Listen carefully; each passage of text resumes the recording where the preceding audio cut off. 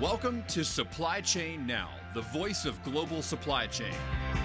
Supply Chain Now focuses on the best in the business for our worldwide audience, the people, the technologies, the best practices, and today's critical issues, the challenges and opportunities. Stay tuned to hear from those making global business happen right here on Supply Chain Now. Hey, good morning, good afternoon, good evening, wherever you may be. Scott Luton and Karin Bursa with you here on Supply Chain Now. Karin, how you doing today? I'm doing great, Scott. It's a great day to be in supply chain and a real privilege to be here with you and the Supply Chain Now team. 2 shows in a week, and this is Yeah. going to be another home run show, undoubtedly. Folks, great show teed up here today. We're going to be shining a big old bright light. That's a technical term.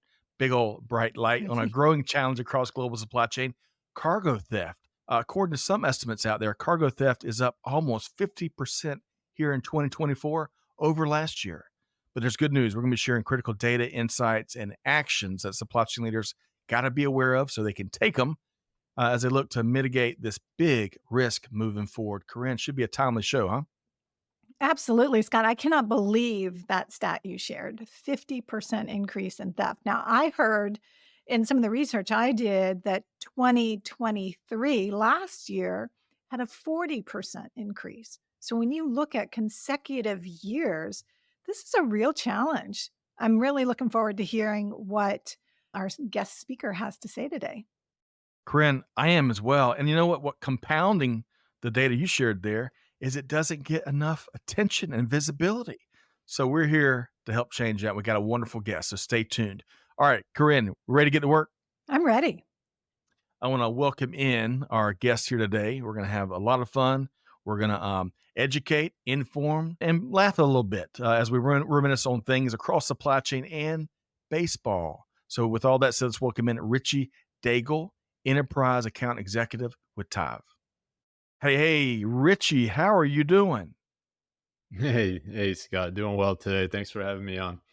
Excellent. Great to have you back. We've really enjoyed Corinne and me and you and Lauren and Amanda, Catherine, all the folks behind the scenes helping make today happen. Our prep conversations, including your baseball background. Now, there's a reason I mentioned down the front end. Folks out there, we like starting with a fun warm-up question. And I know many folks out there know that I'm a big old baseball nerd. Corinne, you'll at least identify as a baseball nerd for the next hour, won't you? Absolutely. Absolutely. So we both love our Braves. I'm a big fan of the movie Moneyball. And come to find out, you played professional baseball, Richie, for the Padres organization. We talked about in the prep show, Greg Maddux being one of my all-time favorite players. I think you rubbed elbows with Mad Dog Maddux at spring training one year. So tell us more about a favorite moment or two during your baseball journey, Richie. My very first day of spring training, as green as can be. And I got my tray and I got in the breakfast line to go get food at 6:30 in the morning or so, and still not fully awake. And then it dawned on me, I'm standing behind Maddox and in front of Trevor Hoffman. I've looked up to these guys for my whole career. So I looked back at Hoffman. I was like, how does this work? Am I in the wrong place? Like, are you supposed to go ahead of me? Like, this is my first day. I don't know what's going on. He just kind of laughed at me and said, "You're right where you need to be." And I'm like, well, that's pretty cool. I did get to spend some time with Maddox, and of course, was able to get him alone for a minute. And I was like, all right, how does pitching work? Like, what are you doing? Like, teach me. His dad was a blackjack dealer, and he just thinks in terms of probabilities and numbers. And he said, listen, Richie, pitching's really easy. I'm like, thanks, Greg Maddox. I appreciate you letting me know that pitching's so easy. He said, look, it comes down to having a plan, knowing how to implement your plan, and executing your plan. And then he pointed out that all the hitters, they're hitting 300, the best ones. So they're getting out 70% of the time. He's like, I'm the casino, they're the gamblers. So if I have a plan to make their odds worse, and then I know how to implement that plan, which is knowing what pitch to throw in what situation, and then I can execute. It's like math says I'm good. I just have to do those things. And I think that applies pretty heavily in the business world as well. If you can have a well thought out plan, if you know how to implement your plan, and if you can execute it, you're going to improve your odds for success. And I think Maddox show that that approach works. Oh, Richie, and Corinne, I knew I was gonna have to keep myself from talking baseball stories with you for over the next hour. We'll have to have, Greg Maddux back on the October 16th show with you, Richie. But really quick, Corinne, first off, Richie was part of a Hall of Fame sandwich between Trevor Hoffman and Greg Maddux, by the way. But I love the probabilities and that view on life and view on baseball because there's lots of supply chain takeaways there as well, the playing the probabilities, right? And the blackjack. I had no idea that Greg Maddox's father was a blackjack dealer. No wonder he views things in the worlds of odds and statistics. Corinne, your thoughts there? Oh, I thought that was a great story, Richie. That was fantastic. And I like the mathematical element of that because a lot of supply chain is all about math and synchronizing supply, demand, and distribution. So looking forward to hearing a little more about what happens when our distribution gets disrupted. Ooh, that is a great segue, but I'm not gonna let you do it just yet, Corinne, because I got one more thing. With Greg Maddux, there's a great moment. I think Greg Maddux was getting interviewed during the middle of a game, and Richie, to your point, he was telling his colleague sitting beside him what was going to happen with this one batter because he was analyzing what the pitcher was throwing. He already knew the batter's tendencies, and he said, "You're going to have a foul ball that hit this bench right here." And I'll be daggum if that's exactly what happened. So Corinne and Richie, predictive analytics. Greg, who would have thought Greg Maddux was a trailblazer there? Corinne and Richie, we got a great show teed up. Let's start with some more context. You have to come back for the baseball hour. Let's start with telling us a little bit more about your background professionally and a little bit about what Tive does. Yeah, so I've been in the supply chain space for close to 5 years now. Prior to Tive, I was at Freight Waves, and prior to that, I was in a whole other industry working in adventure travel. I've learned quite a bit over a short period of time, and really excited and grateful to be part of the Tive team. Just because it's a great feeling to be working for a company that's making a real tangible difference, and we see that impact on a daily basis, and that just keeps everybody going over here. Tive, our whole mission is to help freight arrive on time and in full. And the way we go about helping companies achieve that is raising their overall awareness of their shipments, locations, and conditions in real time. And we do that by utilizing IoT devices and software kind of in tandem. And we also have some monitoring services that we can add on as options. But it's all about equipping companies with the latest and greatest in technology in terms of trackers and software to raise your overall awareness of what's going on. That makes a big difference, and that's what we want to talk about today is awareness in general and the importance of raising that across the board. Man, okay. Visibility on steroids, powering real time decision making to Corinne, as you said it a minute ago. I think you said either logistics or freight disruption because there's plenty of them. Both of them apply. But your thoughts, what you heard there from Richie and what he and the Tive team are up to, Corinne. Yeah, I think it's really important because the best laid plans of mice and men are often led astray. So, just to borrow a few words there. So, contingencies and monitoring where we are at any point in time, just increasingly important, especially with the stat that you shared, Scott, on the increasing issues around getting delivery of your goods. It's mind boggling. And as we were saying before you joined us, Richie, it's got to get more attention. And I tell you, those numbers keep on going directions they're going. It's going to get plenty more attention, right? All right. So now that we know a little bit more about Richie's background and, of course, the cool things that Tive's up to, I want to set the table a little bit more because Corinne and I have already kind of pounded the table with sheer data, or as you called it the other day, Corinne, taking the feelings out and bringing in the facts. I think, is that how you put it, Corinne? Yeah, absolutely. Replacing feelings with facts. You got it. Okay. So the data shows how big of a problem, a growing problem this is. Let's put some context, a little more context on it. What are some of the recent examples of cargo theft across supply chain that have really hit your radar, Richie, that you could share with us? Yeah, and it's interesting the whole data and feelings, comment, Corinne, because there's a lot of people who think that the data doesn't represent the true magnitude of this problem right now because it's based on people reporting. That data comes from what's reported and how many things are happening that aren't reported. And so there is a feeling that's kind of backed by the statistics that, this problem might be even bigger than what we're aware of. It's so easy to turn stolen goods into cash these days. You have various online marketplaces, And I think a lot of people are figuring that out, that I can take something that's not mine and I can have that turn into money quickly. I can put something on, various marketplaces and it's sold. So we're seeing lots of creativity around getting freight and a lot of organization around those efforts as well. So that might be, a number of double brokering schemes in the beginning. There's a number of shell games that can be played to, a truck pulls up and it's not the correct truck, but they found out about the pickup and they're going to try to beat the correct truck to the warehouse to get the freight. There's, marking containers with Apple AirTags or something like that in a port, in order to, find them once they're on the rail. We've heard of stuff like that. There's people, the bad guys are using technology. They're tech savvy. They're finding ways to identify specific truckloads and containers that have the freight that they're targeting. They're coming up with various ways to go after that freight. So lots of creativity out there right now, and I think it's time to respond to that. Richie and Karin, why can't we redirect all this brilliant creativity into positive impact of industry? But yeah, hey, that's why criminals exist, I guess. Karin, as I look to spin a little pop culture element to this, I think of The Sopranos, which during one season they were stealing containers. They had an organized effort to steal containers of scooters during one of their seasons. And then, of course, more recently, or around the same time, arguably, Breaking Bad, which was a fascinating Walter White, Jesse, and the whole gang stopped a train to steal a methylene from a tank car, which was fascinating. And folks, we think that cargo theft's not a big thing. It even permeates what we watch on TV and just those examples and many others. But Karin, much like cyber, I think, as Richie was speaking about it, not only are the incidents multiplying, but the complexity and the level of orchestration is also getting more complex. What did you hear there?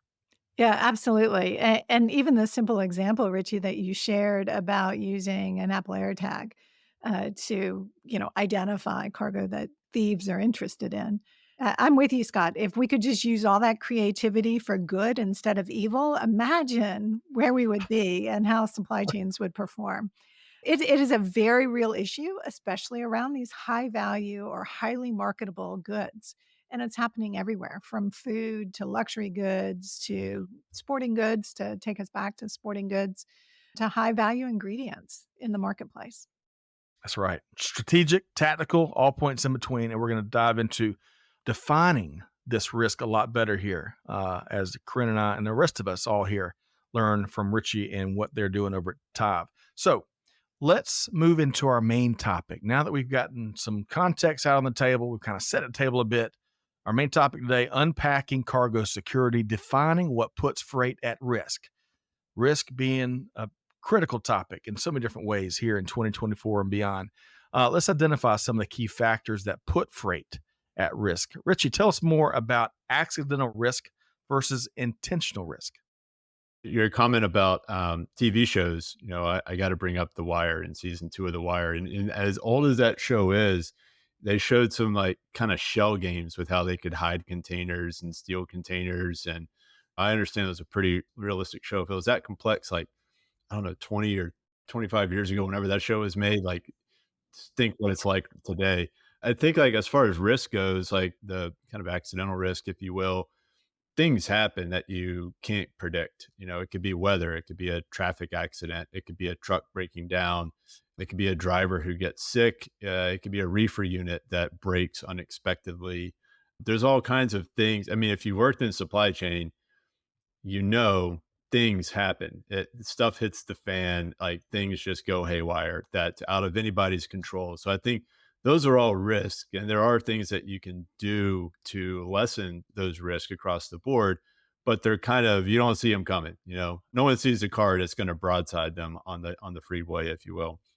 But I think there's also intentional risk at play where people are choosing nefarious behaviors, and it may be something that is not so bad, such as I'm going to turn my reefer unit off for a few hours and save some gas.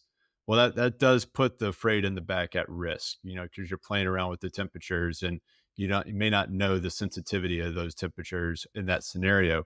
It may be something where a truck driver sees that, oh, I still have half a trailer of room left. I'm going to go pick up a couple pallets or like an LTL load and make a little bit of money on the side. No one's going to know the better. I need to make some more money. I'm deserving, and they justify that behavior. Well, you don't know what you're combining in there. You don't know what's going to happen in the back of that trailer, how it's packed, and there's risk that is being increased with that sort of behavior. And then, of course, there's I'm going to go steal some freight, and that is of course a big risk as well, and we're seeing that risk go up with the recent numbers and the behavior that we're seeing. So I think it's important to just kind of understand risk as a whole stretches a huge gamut, and sometimes it's helpful to kind of bucket things a little bit accordingly. Love it. I love bucketing. You're talking my language now, Richie. Corinne, before I get a comment from you, a couple things that stood out as Richie was kind of sharing that with us. First off, risk snowballs. It's like that chapter from the Bible. Risk begats risk begats risk begats risk. It just tends to snowball a lot, right?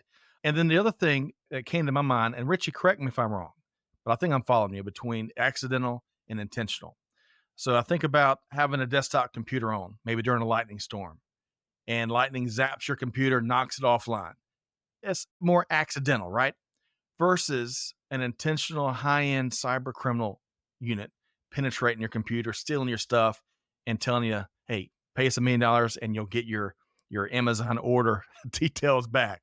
Do I kind of have those two buckets generally described accurately, Richie? Would you follow? Did I pass the quiz? Exactly. And to build on that, there's things you can do to better your probabilities for each, right?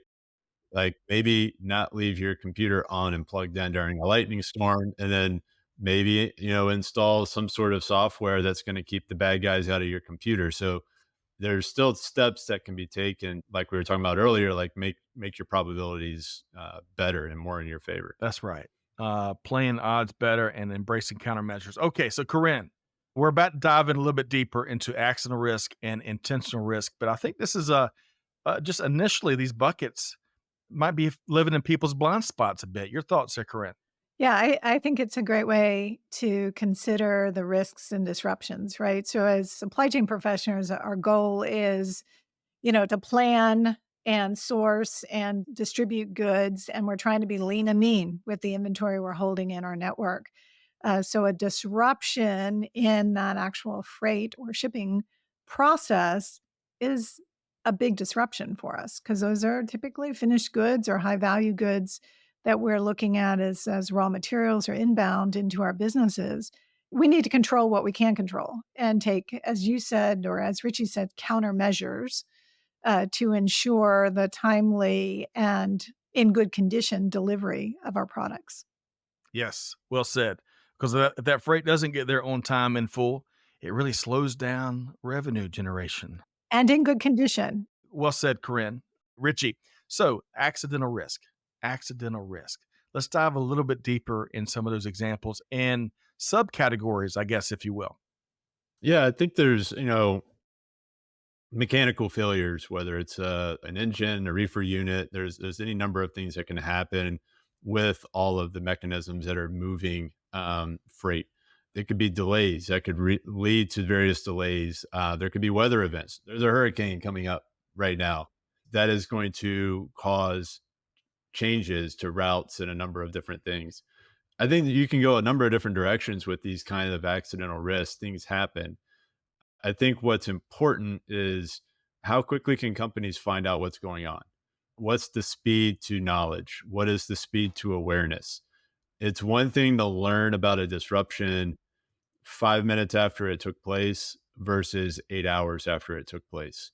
That amount of time can be really meaningful in how far the ripples and the impact of that event are traveling. So yeah, I think in the accidental space or in the intentional space, awareness is huge. But yeah, there's a lot of different buckets or subcategories there for accidental, and I just touched on a few. Yeah. Before we add a few more comments, I think another global and economic factors, and that subcategory of accidental risk, right? Supply chain disruptions that may be tied to political events or geopolitical conflict and whatnot. Any quick comments there, Richie, before we weigh in on a couple other items? We've all learned the impact of a global pandemic on supply chain and what that bullwhip was like and the initial impact versus the mid to long term impacts of that, the swing back and how that impacted economies. The one thing is that all these things are connected, whether it's geopolitical, whether it's economic, whether it's pandemic and supply chain. There's an interconnectivity across all of these different entities or big, huge hyper objects or whatever you want to call them. So oftentimes when there's ripples out of one, it's being felt across many. So I think it's important to consider the connectivity of everything globally. If you don't get Richie and Tive to help you manage and see better through that complexity, get help somewhere. And I think that was a commercial back in the 80s somewhere. One of the things I love there that Richie shared is that speed to knowledge. And it reminds me of an anecdote that I like sharing. Ever since I first read it, I'm sure our audience is tired of me saying it, but I think it's so relevant. Joe Vlasic, which was a second generation leader of the big food company, right? In fact, if you ever seen the stork from the pickle commercials, that was fashioned after Joe Vlasic, who ended up being CEO and chairman of the company, really big food conglomerate. And one of his mantras, Richie and Karin, was kind of what Richie was saying. Give me good news fast, but give me bad news faster. Because I love Richie's call out. When you get bad news in like 5 minutes versus 8 hours, your options look a little different as well as the risk. But Karin, what'd you hear there as we talked about all the different types of accidental risk? The ability to sense and respond, and to do that speed to knowledge. I like thinking of it in that terms. And it's just really important in how you're able to initiate countermeasures, or even in some situations find the freight that has been stolen when they can look at the location information. It's much easier to find something when it's close to where it should have been at the time than hours and hours later when it could be in a number of different locations or directions. So speed to knowledge, or sense and respond, and to do that in the quickest, tightest timeline possible, is a real tangible value. Karin, well said. I love that sense and respond, sense, act, and respond, because I think to me, while we hear about visibility for years now, and some would argue it's become table stakes, the emphasis all too often isn't enough on that acting and responding piece of what visibility gives you. And I think that's a big part of Richie and Tive's approach. All right. So intentional risk. Now let's get to that second bucket that we touched on a second ago and give a few more examples, such as, Richie, just straight up freight crime. Tell us more. Subdivide these buckets, but you have maybe not so bad or not as bad, still bad, right? I'm going to turn my reefer from continuous to automatic, or to just turn it off. I'm going to save gas money and make a little bit more money on this load. Or I'm going to go pick up another load on the way and fill out the back of my trailer. I was on a call with a customer once, and during a call, he got one of our alerts, and he looked down at his phone. He's like, I can't believe it. He's like, Richie, this is all your fault. I'm like, what are you talking about? Like, he's like, you're the reason why I have to go have this hard conversation. I'm like, what are you talking about? I don't know what's going on. He's like, well, I just went and bought this driver lunch, and I'm paying him dedicated money to take this half truckload of high value stuff there, and I'm paying him to come back empty. I'm paying him dedicated money. I bought him lunch. I explained to him how important this was. And that was an hour and a half ago. And I just got a light alert. And I know that he's filling up the rest of his trailer. And now I have to make a phone call and have an awkward conversation. He's like, without that device, he probably gets away with it. And I never know. Right. And so I think there's that sort of thing that can happen a lot, especially with, freight rates being relatively low. There may be more pressure for people to get creative with their diversifying their income streams, so to speak. Right. Then you have just straight up theft, right? Like energy drinks is a big, big target right now, or solar panels or cell phones, whatever it may be. And we have the means, we have this network in place where we can turn that into cash really fast through eBay or Facebook Marketplace or what have you. So we're going to go after that truck. We know where it's going to stop. They have a plan in place, whether it might even be on intermodal. They know where the train's going to stop. They know how to, identify the container. They're going to get in and out quickly, and they're going to find a way to turn it into money really quick. So you have that sort of coordinated effort that's happening as well. So there's kind of the the opportunistic sort of things that are taking place. And some of that's, rail theft as well. If the train stops and sitting still for 8 hours in a not so great neighborhood, people might get curious about what's inside all of these, and go open them up like Christmas presents or something. There's a lot of different things that are coming, a lot of different risks or a lot of different ways that freight's being impacted, in kind of a nefarious way. So all of those are risk. All of those are making an impact today and things that people should be aware of. So, folks, I told y'all we were going to shine a big old flashlight, again, a technical term there, on what's going on with cargo theft. And here in a minute, after we kind of have spent this front end of the conversation on defining the problem, right? Defining what's going on, we're going to get some of Richie's advice for steps you can take. And of course, that'll be a big part of a subsequent conversation we're having in October. But Karin, two things from what Richie shared there that I want to call out. On that first example, when the business owner was saying, "Oh, Richie, this is all your fault." But I bet that business leader, as well as all the rest of us out there, would rather have that tough conversation versus experiencing the business loss, right? And then secondly, as Richie was talking about all the different ways that technology enables the good guys, so to speak, right, inclusively, but it's also enhancing the criminal's ability. Like that criminal procure to cash cycle has really condensed as well. They steal it and then they offload it quickly for cash, which those cycles condensing really require supply chain leaders' ability to do what you said, that sense and act and respond, or that speed to knowledge, as Richie was talking about. It's not a nice to have anymore. But Karin, what'd you hear? What else did you hear there before we move forward? Yeah, I think that was two really important takeaways. We work hard in supply chain for predictability, right? And when disruptions occur, whether intentional or unintentional, we want to know about it. We want to know about it quickly. The point about a carrier picking up an additional load, I mean, that puts us in that position of trust but verify, right? We want to secure our goods that are in those shipments or on that carrier, but we also need to verify in many situations that they're on track because of the ability to do something about it. If we need to reroute because of a weather disruption or some other event, it becomes increasingly important. And Scott, I think you said something, visibility. We've all been talking about visibility. The real value comes from when we get that visibility. What do we do? What do we do with it? How do we use it to ensure that we're meeting our business plan and satisfying our customers with goods that are in good condition and timely delivered? Yes, well said. And if I can make a quick comment there, Richie and Karin, a few months back, I was saying something along the lines that you just shared there, Karin. And I think it was misinterpreted as I was downplaying visibility, right? No one's downplaying visibility. There's plenty of companies that are still working hard to gain the visibility. They need small, big, and all points in between.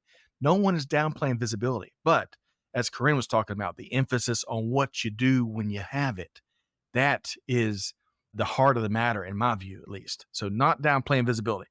Also, the game has changed so much. And Richie, I am so glad that you're sharing these examples that, again, as we were talking about earlier, don't get shared enough, because the game is not like another little TV show, or this is a movie, The Irishman. You all remember that? That is, I can't remember the famous director that directed Goodfellas, but in front of that movie, one of the central characters drove meat trucks. And of course, they would lock, this is back in the 50s, they'd lock the truck to ensure that all the product gets from stop to stop. Well, the game, too bad it's not that simple these days. The game is so much different than just putting a lock on the back of the trailer, as Richie is indicating. So it is time to upgrade our countermeasures and what we do about it as supply chain leaders, for sure. All right. So before we get into some of your suggested actions, Richie, any other terms, anything else before we get into suggested steps that supply chain leaders can take? Any other terms, definitions? See, I told you those that you want to share with our audience. You're using this word visibility, and I think it's one of these big buzzwords that everybody's been using this word for years. I think people are kind of fatigued. Like, visibility, we got visibility. I can look at it, I'm kind of drawn to this term awareness a bit more. It's one thing to have some visibility. Yeah, we bought some visibility technology. We checked the box, but like, what are you aware of that's going on with your shipments? And there's lots of different ways to raise that awareness, and there's different ways to think about that awareness. And again, a few more buckets to kind of consider. Four basic buckets for awareness. You have your known knowns. I know that there are cars outside. I can see them. Like I know that I know this. I have my known unknowns. I know that I don't know exactly how many cars are in that parking lot. Like I know that I'm not aware of this. So there's a known unknowns. There's the unknown knowns, which is the unconscious one. I have a feeling they're getting rained on, but I don't know for sure. Like it's an unknown known. I'm probably right, but I can't know it. And then you have the unknown unknowns. I don't know what I don't know. There's the blind spot. And I think that good technology that is, think about it in the Greg Maddox terminology, the plan that is implemented correctly in a smart and thoughtful way and executed upon correctly is going to raise the overall awareness of all four of those buckets. And it's going to shed more light on that fourth bucket too, of what's the unknown unknowns. What do you not know that you don't know? And when that stuff starts coming on board, that can be really powerful. Like that story that I shared about the guy who got the message. That's an unknown unknown. He doesn't know that he doesn't know that's taken place until he's getting a text message telling him that this activity is going on. So I think that's what's exciting is, trying to raise the overall level of awareness across the board. That is going to enable all of these supply chain professionals to be better and faster and more in tune with what's going on. I think there's also a part of relationships that plays into that that's really important too. With all the technology, it's kind of counterintuitive, but that also means that relationships are all the more important today. That's something else to consider. Well said. I mean, I wasn't around in 1776 during the American Revolution to check how important relationships were back there, but I tend to agree with you, Richie. Relationships matter, and that's how we're going to leveraging trusted relationships, or how we're going to solve some of the biggest challenges of our time. Two quick thoughts about, and I'm at the whiteboard this out, Karin and Richie, so I can follow that philosophical thinking along, Richie. But two, I think the most dangerous things that you touched on was, number one, folks and organizations by extension that aren't willing to admit what they don't know. Hugely dangerous. But perhaps what's more dangerous is not willing to investigate what you don't know that you don't know. So, but Karin, what'd you hear there as he kind of walked us through those four different permutations? Am I using that word right? Yeah, I wrote those down as Richie was going through it. So I think that's valuable to put together as you're looking at your own plans in supply chain, what you do know, what you don't know, and the combinations in between on the performance of just a multitude of variables. And when we're talking about moving goods, there are, in fact, a multitude of variables to be considered. So, Richie, thanks so much for framing it up that way, because I really think that it opens the door for us to consider, how do we make performance and delivery more reliable? And how do we build that trust in performance with our important trading partners that are moving goods for us and bringing them to market? And the bottom line is, we haven't discussed this, but this keeps the drivers safe also in that conversation. There are win-win propositions all the way around as we monitor the movement of goods. Karin, I'm so glad you brought that point up. We're on the precipice of Driver Appreciation Week, which is coming up, I believe, next week or the week after. And driver safety is a big topic that also doesn't get enough attention. If we pour the right approaches and countermeasures and proactive leadership action into cargo theft, by extension, it spills over into all other sorts of benefits, including, I would argue, in driver safety. Let's get into some suggested actions. And, we're just going to be probably scraping the tip of the iceberg here. We'll touch on more in a subsequent conversation in October. But what would be a couple of your recommendations for supply chain leaders out there that they can take today, Richie, to protect their freight across the ecosystem? I think there's a couple things that should be considered. Relationships, I touched on it previously. Build really good relationships. Take time to understand who you're doing business with, get to know them, vet them, right? And that kind of segues straight into vetting, and all of the vetting. There's different platforms out there that can help with vetting. to try to weed out those bad actors right out of the get-go if you can identify them and get them out of your network. So relationships and vetting, but even then, like that's not going to catch everything. As we talked about, things that can happen that are outside of your control with accidental risk. So having a way to track freight, your freight's location and conditions in real time is becoming, necessary. It's not a nice to have, as you all were discussing previously. I went to a conference not long ago, and there was a whole slide. It was about freight security, and just one slide, all it said was trackers work, and it was just talking about the importance of, especially if it's high value, if it's susceptible to temperature, you need real time awareness of what's going on with those shipments because of the volatility of everything today. So yeah, I think relationships, vetting who you're doing business with, and tracking your freight. I think these are a great starting point to elevate the overall level of awareness. What a great start to what folks can do today, Richie. I appreciate you sharing. Karin, a couple of things that stood out to me. Anyone that's ever listened to any of our shows around here, relationships, building meaningful relationship with suppliers, going out and getting into their facilities, meeting the team, understanding what their risks are, right? What's happened, what hasn't happened, what they're doing differently. So critical. And as I'm stating the obvious here, perhaps. And then the other thing, to play on something that Richie touched on that you said earlier, Karin, is how can we be more effective leveraging technology and a variety of different resources at sensing better, right? Because there's going to be plenty of things outside of our control, right? Going to one of those buckets that Richie was telling us about. But the better we are at sensing and seeing some of the factors and ingredients that make up those perfect storms, the better we'll be prepared to protect whatever resilience we have in our organizations, which we all found out plenty in the last few years. We don't have nearly as much as we thought we did. But what'd you hear there in some of those suggestions, Karin? Yeah, so the relationships are critical, and I'm a big believer in trust but verify, especially when those relationships are new. I think that Tive offers a way to do that verification. So whether we are monitoring the environmental conditions, the temperature or the humidity, or even the shock or jostling that may occur in the actual movement of those goods, that's important, as well as where is that shipment? Is it in the right lane? Is it en route? Will it arrive on time? There's all kinds of good, informative things that happen in that verification and monitoring process. But back to Richie's point about, sense where it is or sense what the conditions are, but then respond, start putting your countermeasures in action, so that you can ensure that your customer is getting the goods and services, the perfect orders that they expect for your brand in the marketplace.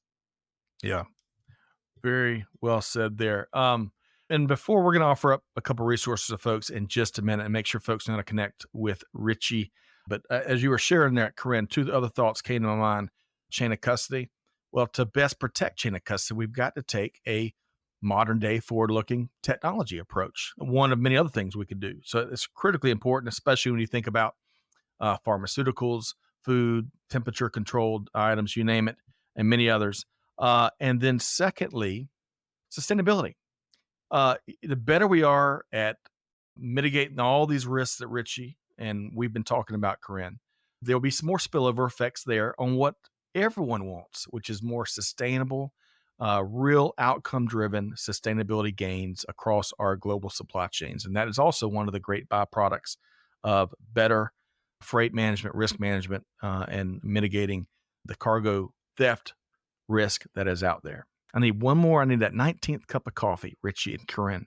That's almost the tongue twister Richie went through with the known and the unknown. Yes. And we didn't know what we didn't know. So I'm going to leave that to the two of you. I'm not sure. Oh my goodness.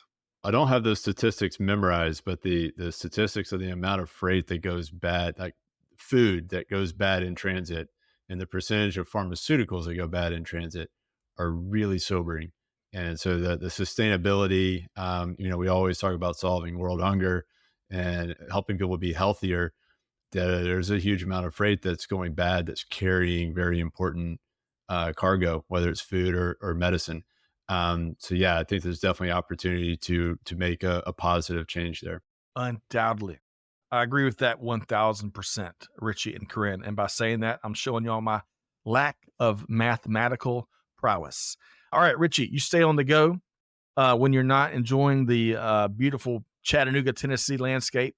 I was through there about a month or two ago, and the traffic has picked up a little bit as I was trying to work my way through that beautiful scenic view. But I know you also enjoy the backwoods of Tennessee and getting with enjoying your own Walden Pond moments. That's important with family.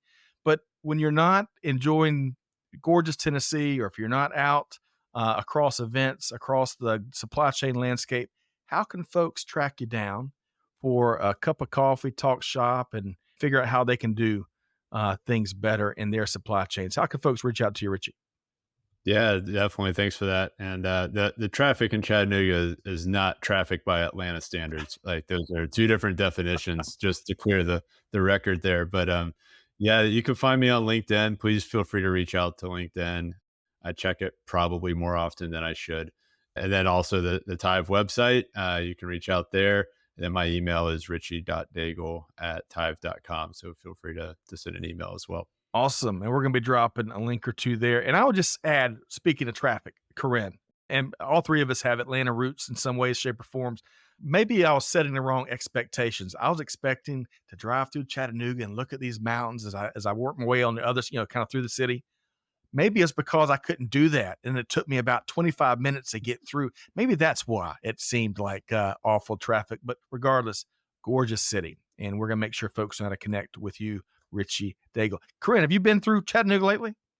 I have, and it was beautiful. And as Richie said, the traffic was nothing compared to the Atlanta area. So I didn't have your experience that day, Scott.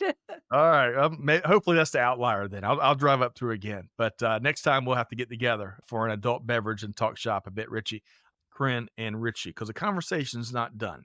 Folks, join us, as I've mentioned a couple times through this show, on October 16th as we host Richie again, backed by popular demand, maybe some more baseball stories, along with a friend of the show, David Shillingford, as we're diving into how to effectively confront and overcome the ever-changing dynamics in freight security. Some of what we talked about here and a whole bunch more new stuff. So check out that. We'll be publishing that show really, really soon. Make plans to join us. Okay, Corinne, as we wrap here, we covered a lot of ground. And man, I think we've got a protected truckload of actionable insights, right? And we know where it is. But Corinne, what's one of your key takeaways from our conversation? It's been a great conversation, and the tangible impact that you can make on your business, right? On securing your freight and making sure that it arrives in good condition, in full, to satisfy your customer needs. Truth is, our world is getting smaller.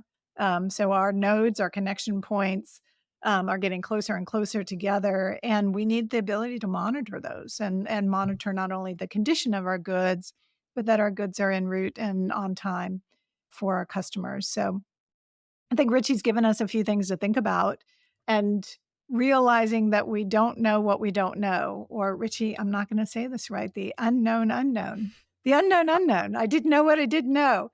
This is an opportunity to know more about your business and your orders that are being delivered to your customers, and get them there in perfect order and perfect condition.